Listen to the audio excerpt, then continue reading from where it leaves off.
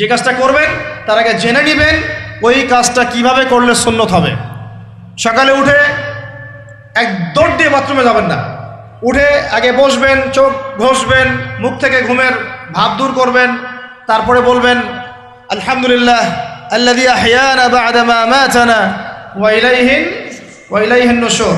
তারপরে আপনি যাবেন আস্তে আস্তে বাথরুমে, বাম পা দিয়ে ঢুকলেন, ইস্তেঞ্জা করলেন, ডান পা দিয়ে বের হবেন। ঢোকার সময় দোয়া আছে আল্লাহুম্মা ইন্নী আউযু বিকা মিনাল খুবসি ওয়াল খাবাইস। বের হওয়ার সময় আলহামদুলিল্লাহ আল্লাযী আযহাবা আনিল আযান ওয়া আফানি গুফরানাকা, দোয়া আছে।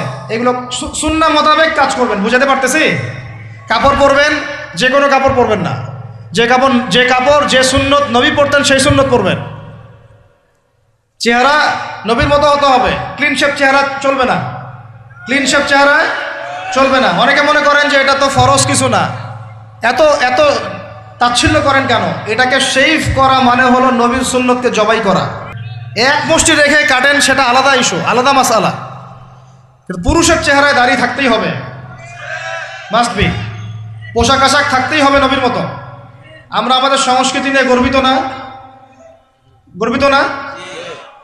ইসলামিক সংস্কৃতি কোনো দেশ, জাতি, বর্ণ নির্দিষ্ট করে আসে না, সবার জন্যে। আমাদের নবী কি আরবদের নবী না পুরো বিশ্বের নবী? তাহলে আমাদের নবীর সুন্নত কি শুধু আরবরা পালন করবেন, আমরা সবাই করব?